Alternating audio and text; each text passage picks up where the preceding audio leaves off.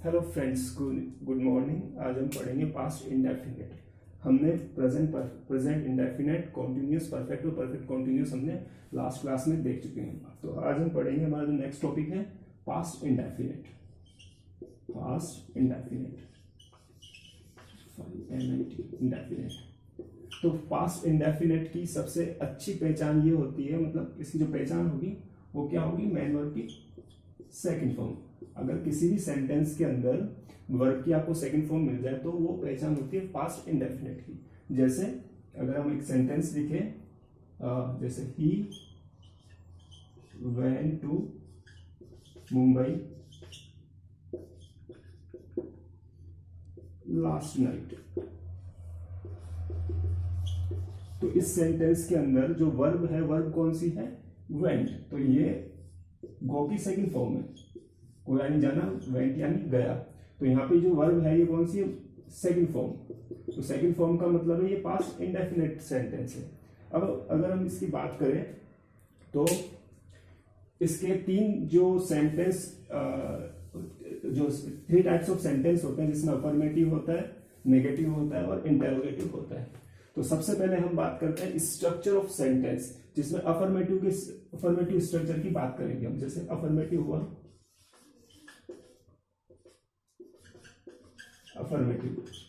Affirmative sentence यानी कि सकारात्मक वाक्य। इसका जो स्ट्रक्चर होता है वो क्या होता है, इसमें सब्जेक्ट आएगा सबसे पहले, सब्जेक्ट के बाद मेन वर्ब की सेकंड फॉर्म, जैसे अभी हमने बात की थी, वर्ब की सेकंड फॉर्म प्लस ऑब्जेक्ट। तो ये तो हुआ इसका सेंटेंस स्ट्रक्चर, जिसमें हमने बात की सब्जेक्ट आएगा, वर्ब की सेकंड फॉर्म आएगी और फिर ऑब्जेक्ट आएगा। तो जैसे मैं लिखूं, I wrote a novel, I wrote a novel, I wrote a novel. Second form में सब्जेक्ट आ चुका है, वर्ब की सेकंड फॉर्म, देन ऑब्जेक्ट। तो ये था हमारा पास्ट इंडेफिनिट का अफर्मेटिव। अगर हम इसकी बात करें पास्ट इंडेफिनिट की नेगेटिव में, तो नेगेटिव में ये होता है, हम इसके अंदर हेल्पिंग वर्ब डिड का यूज करते हैं। अगर हमने बात की अफर्मेटिव में, हमने सिंपल यूज किया मेन वर्ब की सेकंड फॉर्म। लेकिन जब हम बात करें पास्ट इंडेफिनिट की नेगेटिव की, तो इसके अंदर जैसे नेगेटिव देखिए, नेगेटिव सेंटेंस, तो इसके अंदर जो इसका स्ट्रक्चर होता है, तो स्ट्रक्चर जाहिर सी बात है, नेगेटिव है तो नॉट का यूज होगा। तो इसमें सबसे पहले हम क्या बात करेंगे, सब्जेक्ट के बाद हम यूज करेंगे डिड, जो इसकी हेल्पिंग वर्ब का यूज करेंगे, क्योंकि नेगेटिव में नॉट हम विदाउट हेल्पिंग वर्ब के नहीं लगा सकते, इसलिए हम यहाँ पे डिड का यूज करेंगे। Did, then not, verb, main verb की फर्स्ट फॉर्म का यूज करेंगे, बिकॉज हमने यहाँ डिड यूज किया है, मेन वर्ब की फर्स्ट फॉर्म प्लस इसके बाद ऑब्जेक्ट, राइट। जैसे एक सेंटेंस लिखते हैं, आई डिड नॉट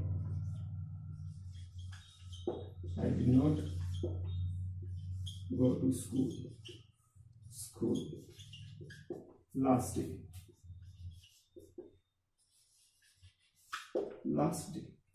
तो सब्जेक्ट आ चुका है, डिड नॉट नेगेटिव सेंस में यूज कर रहे हैं अपन, इसलिए अपन ने डिड का यूज किया, मेन वर्ब की first form, then object and other. तो ये था हमारा नेगेटिव सेंटेंस। अब हम बात करते हैं अफर्मेटिव की।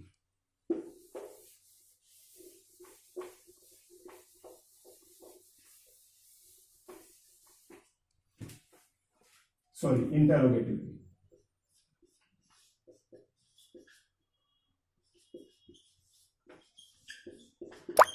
इंटरोगेटिव सेंटेंस में हमने पहले बात करी थी, WH वर्ड का यूज होता है सबसे पहले, WH वर्ड, उसके बाद हेल्पिंग वर्ब के बाद सब्जेक्ट के बाद मेन वर्ब की कौन सी फॉर्म, फर्स्ट फॉर्म। ये बात ध्यान रखना, ओनली अफर्मेटिव के अंदर सेकंड फॉर्म का यूज होता है। उसके बाद जहां जहां हम हेल्पिंग वर्ब का यूज करेंगे पास्ट इंडेफिनिट में, मतलब डिड का प्रयोग जहां जहां यूज करेंगे वहां हम मेन वर्ब की फर्स्ट फॉर्म का यूज करेंगे, प्लस इनके इसके बाद क्या आएगा, ऑब्जेक्ट। जैसे अगर हम बात करें यहाँ पे हेल्पिंग वर्ब यहाँ लिख लेना डिड, हम यहाँ डिड की बात कर रहे हैं, ठीक है। तो जैसे मैं लिखूं एक sentence, Y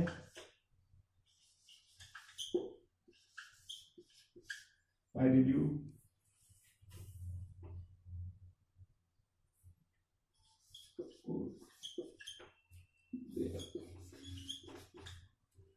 Why did you go to there? तो WH वर्ड आ चुका है, हेल्पिंग वर्ब डिड का यूज हो चुका है, सब्जेक्ट हमने यू लिखा है, इसके बाद मेन वर्ब की फर्स्ट फॉर्म, देन अदर।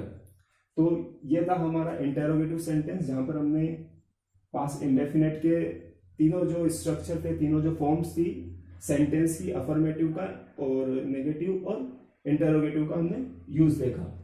अब इसके अंदर क्या होता है, कुछ फिक्स वर्ड्स होते हैं जिनके बाद हमेशा पास्ट इंडेफिनिट टेंस का यूज होता है। जैसे अगर हम बात करें, अगर शब्द किसी सेंटेंस के अंदर यस्टरडे दे रखा हो, यस्टरडे दे रखा हो, last morning, last noon, last evening, last noon, last evening, ठीक है, लास्ट डे, लास्ट डे, और इसमें जैसे last week, last week, last week दे रखा हो, लास्ट मंथ दे रखा हो, लास्ट मंथ, और last year, last year. Then हम क्या किसका यूज करेंगे, पास्ट इंडेफिनेट का, पास्ट इंडेफिनेट, यानी कि इन सेंटेंस, इन शब्द के बाद हमेशा पास्ट इंडेफिनेट का यूज होता है। या तो जरूरी नहीं है ये शुरू में आए, ये लास्ट में भी आ सकते हैं, तभी भी हम पास्ट इंडेफिनेट का यूज करते हैं। जैसे मैं लिखूं, she came to meet me, she came to meet me last night, last night.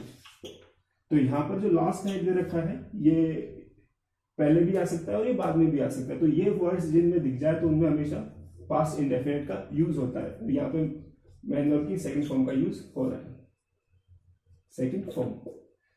तो ये कुछ शब्द थे जिनमें हमेशा पास्ट इंडेफिनिट का यूज होता है। अब हम बात करते हैं, कुछ सपोजिशनल वर्ड्स होते हैं। सपोजिशनल वर्ड्स जैसे जिसमें हम कोई कल्पनाएं करते हैं, उस सेंस के अंदर भी पास्ट इंडेफिनिट का यूज होता है। जैसे हम लिखते हैं, जैसे कोई वर्ड्स है, सपोजिशनल वर्ड्स पहले हम वो देखते हैं। जैसे हो गया इफ, हो गया इफ, हो गया एज इफ, हो गया एज दो, हो गया एज दो, हो गया, या आई विश हो गया, आई विश हो गया, ही विशेज हो गया, ही विशेज हो गया, शी विशेज हो गया, शी विशेज हो गया। तो ये ऐसे शब्द हमेशा सपोजिशनल सेंटेंस होते हैं, यानी कि कोई कल्पनाओं से संबंधित होते हैं और इनमें हमेशा पास्ट इंडेफिनिट का यूज होता है। जैसे मैं लिखूं, I wish, I wish, I were the chief minister